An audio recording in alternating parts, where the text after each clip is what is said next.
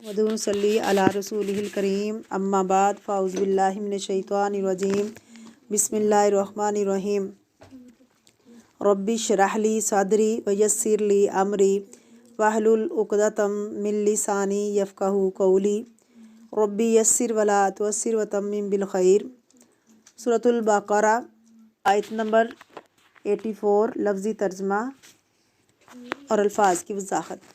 وَإِذْ اور جب آخذنا لیا ہم نے میثاقکم عہد تم سے، لا نہ تسفکون بہاؤ گے تم دماءکم خون اپنے، ولا اور نہ تخرجون تم نکالو گے انفسکم اپنے نفسوں کو، من دیارکم اپنے گھروں سے، ثم پھر اقررتم اقرار کیا تم نے، وانتم اور تم تشہدون تم گواہی دیتے ہو۔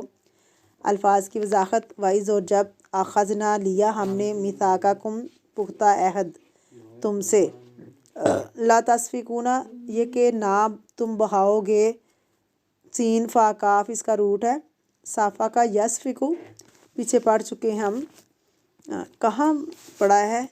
آدم علیہ السلام کے قصے میں کیا آیا تھا؟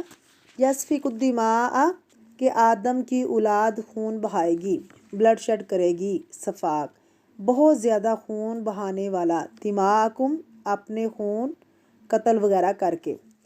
دم دینا اردو میں استعمال ہوتا ہے، ولا تخرجون اور نہ تم نکالو گے، اخرجا یخرجو اخراج، انفسکم اپنے نفسوں کو، اپنی ذات کو، انفس نفس کی جمع، من سے دیارکم دیار کی جمع ہے، جیسے دیار خیر کہتے ہیں گھر کو۔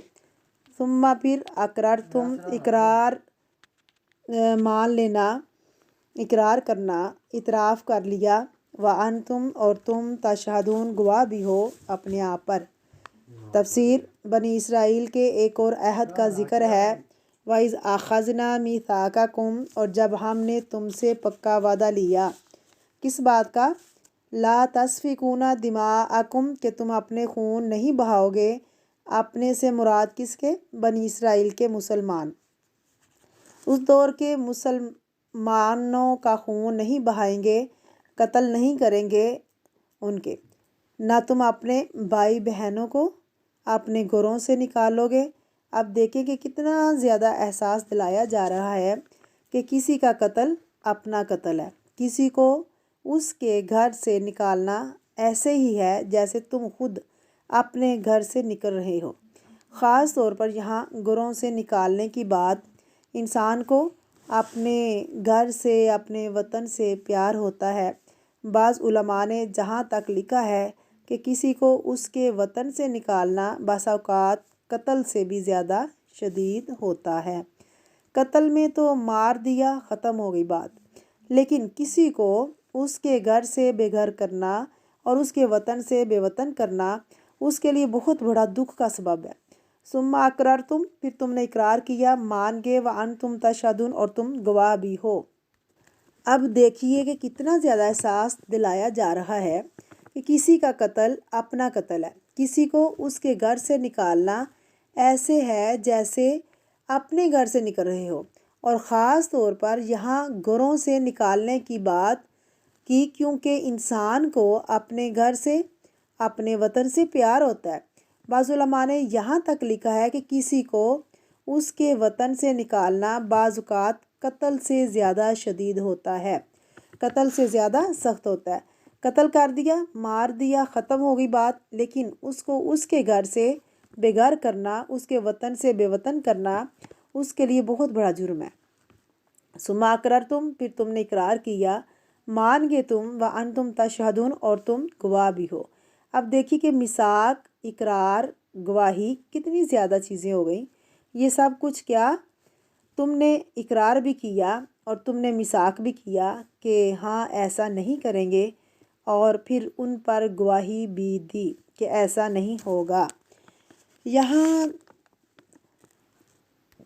یہاں مدینے کے یہود کی تھوڑی سی تاریخ آپ کو معلوم ہونی چاہیے۔ آپ کو معلوم ہے کہ یہود کے کچھ قبائل مدینے میں آباد ہوئے تھے۔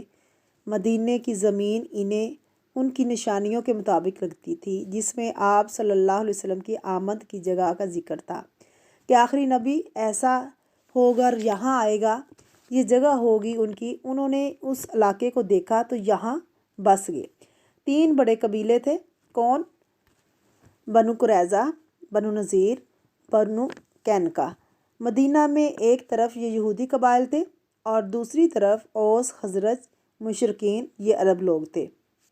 ان کی آپس میں نفرتیں تھیں، یہ سب بٹے ہوئے تھے، ایک دوسرے کے خلاف تھے، ایک دوسرے کے خلاف کچھ نہ کچھ چپکلش چلتی رہتی تھی ان کی۔ ہونا تو یہ چاہیے تھا کہ ایک امت، ایک جسم، ایک مقصد ہونا چاہیے تھا، ایک قول، آپس کا اتحاد، محبت ہونی چاہیے تھی، لیکن حال کیا تھا جو آج ہمارا ہے مسلمانوں کا؟ مسلمانوں کے مختلف رنگ اور نسل، تقسیم، علاقے اور قوم ایک دوسرے کے خلاف کچھ نہ کچھ چپکلش کرتے رہتے تھے۔ یہی حال تھا وہاں کا۔ اب کیا ہوتا تھا کہ دنیاوی سیاست کے تحت یہ آپس میں بعض اوقات الائے بننے کی بجائے کیا کرتے تھے؟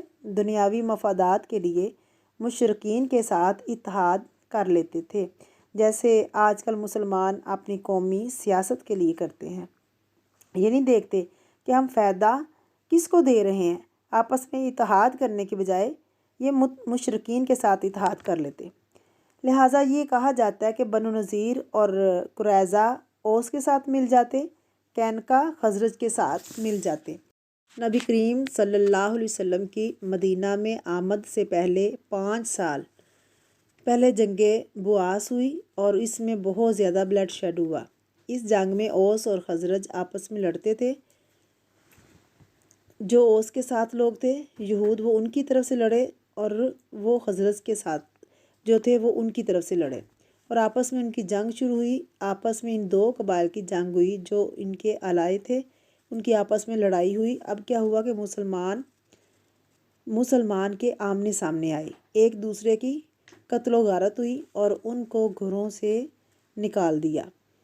وہ سارے کام کیے جن سے اللہ رب العزت نے منع کیا، قتل و غارت سے بھی منع کیا اور کسی کو ان کے گھر سے نکالنا بھی منع کیا، لیکن انہوں نے وہ سارے کام کیے جو اللہ رب العزت نے منع کیا تھا۔